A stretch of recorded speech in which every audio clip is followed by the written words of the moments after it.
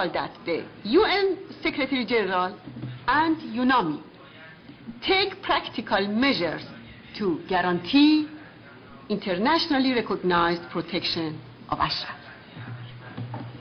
This would be realized through the Secretary General's instruction. Declaring Ashraf as a civilian zone under UN monitoring is necessary. He should then order the stationing of a UN monitoring team in Ashraf. The UN monitoring team had not left Ashraf in July 2010, the April 8 massacre would not have happened. Secondly, the UNHCR should recognize all Ashraf residents as political refugees in order to prevent attacks by the Iranian regime and its Iraqi proxies. Thirdly, the United States must participate in securing and implementing the protection which is underscored by UNHCR's statement and, in particular, prevent the Iraqi government from violating the rights of Ashraf residents while providing necessary protective measures to able UN team observing mission.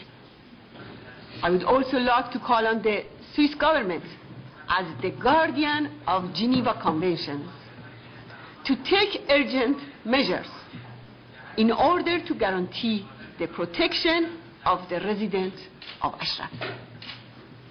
Al-Maliki should pay attention to this. We will not tolerate any further violence or attacks on the people of Ashraf.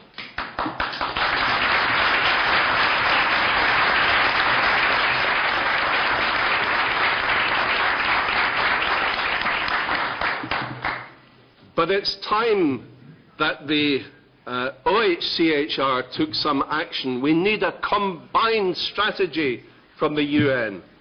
We need protection of these people while UNHCR carry out their individual interviews and the registration process of all these refugees goes ahead. We need the blue flag of the UN flying above this refugee camp, because that's what it is.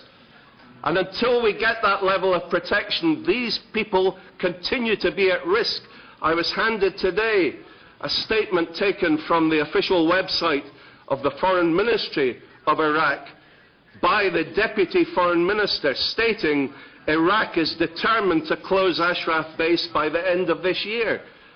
They are far from expressing remorse about what happened in April. They're sticking to this ridiculous deadline, which is unacceptable, unachievable, and must be cancelled.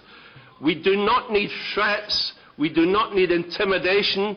We do not need the continued psychological torture going on around Camp Ashraf with the loudspeakers Mrs. Rajavi spoke about. The time for action has arrived. First of all, cancel this ridiculous and threatening deadline for clearing Ashraf by the end of this year. Secondly, provide protection now. Put the blue flag over this refugee camp. It's not a lot to ask, but it's what we are all here today asking for. The suppression of Ashraf paves the way for widespread massacre in Iran and the spread of fundamentalism in the region. On the contrary, protecting Ashraf is tantamount to defending democracy in this convulsed part of the world. UNHCR has already taken a significant step, and now the Secretary General, the UNHCR and UNAMI should take another step forward and place Ashraf under permanent monitoring by stationing observers there. The written declaration of 25 November 2010 by the European Parliament, approved by absolute majority, reads, and I quote, calls on the High Representative of the Union for Foreign Affairs and Security Policy to urge the United Nations to provide urgent protection for Ashraf.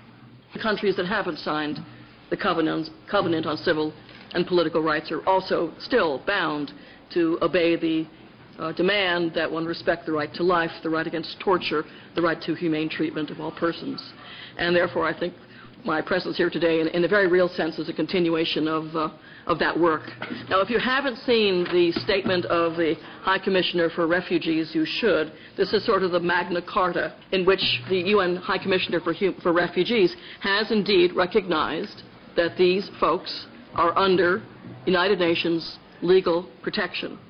Camp residents who have submitted requests are accordingly now formally asylum seekers under international law whose claims require adjudication. And international law requires that they must be able to benefit from basic protection of their security and well-being. Lived through so many massacres.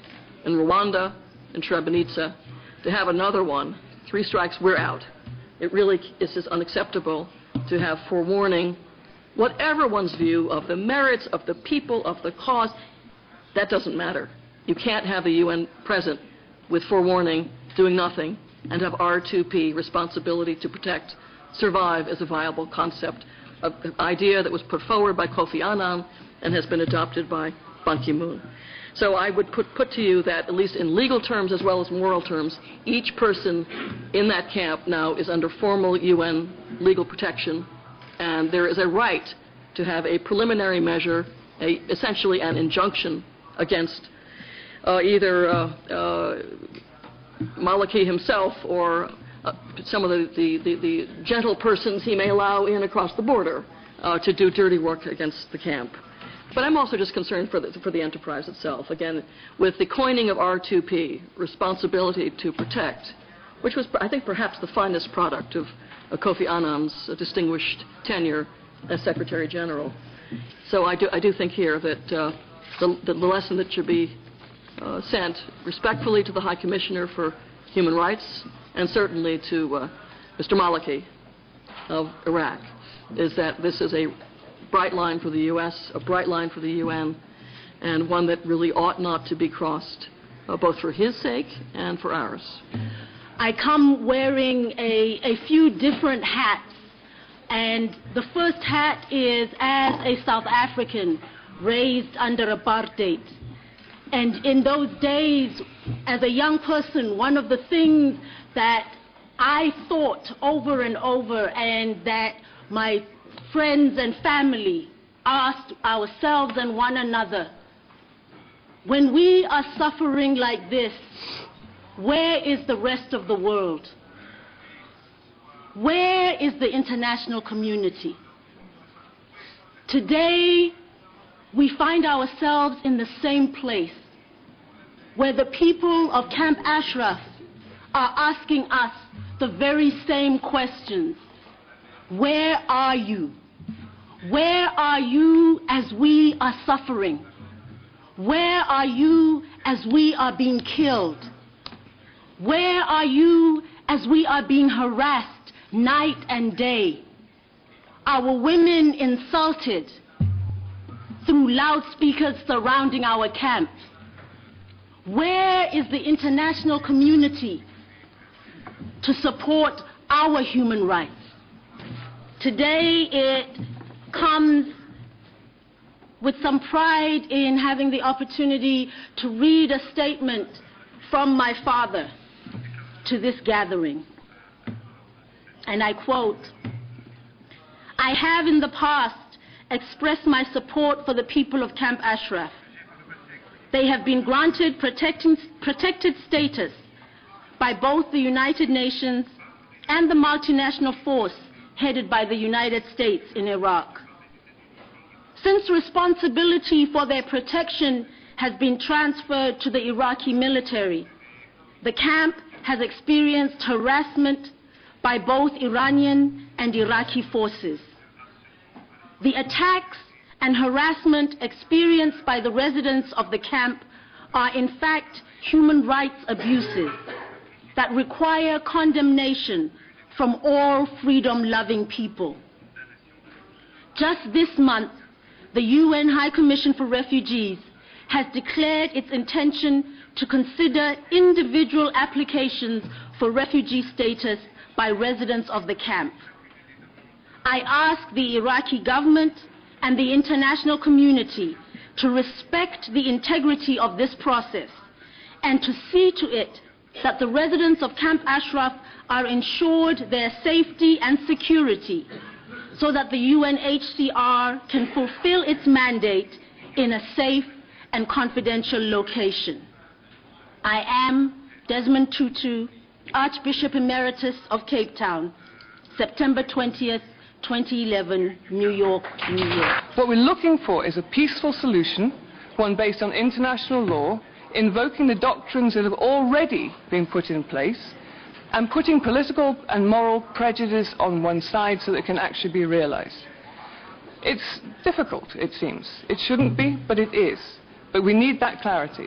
And I would invite all of us in the room who are engaging with the Council and with the human rights mechanisms to put additional pressure on the Human Rights Council to demand that there be a monitoring mission by the Office of the High Commissioner for Human Rights and by the European Union, and also to get involved the Special Representative of the Secretary General on the prevention of genocide, because his mandate is not only on the prevention of genocide, it is on the prevention of mass violations of international humanitarian law. If we're serious about prevention, then let us use the mechanisms to make sure that it doesn't happen. Bon courage. My name is Karen Parker. My organization, Association of Humanitarian Lawyers and International Educational Development, is actually a sponsor of this event, and so although I was tardy because I had to speak on the floor, I warmly welcome you here. I notice some old friends, Madame Rajavi, Christiane Perregaux, Gianfranco, and some new friends. I would like to encourage us all to work on this most important issue. It's a question of whether or not we are going to comply with humanitarian law or whether we're going to throw the Geneva Conventions in lac Leman. I want to make a particular point, especially to Madame Tutu. The United States has residual liability because it was the United States who initially took over Camp Ashraf and then turned it over to Iraq. So we do need to also specifically focus not only on Madame Pillay, not only on the Security Council, not only on Secretary General Ban Ki-moon, but we really have to focus on the United States as well. In part, it was the putting of the Iranian opposition on a terrorist list rather than recognizing the application of humanitarian law to the situation, which actually brings us to this room today and this situation here today with Camp Ashraf. I want Madame Rajavi to know that our organization stands always with the people in Camp Ashraf, and we wish you all the very best in the future. Thank you.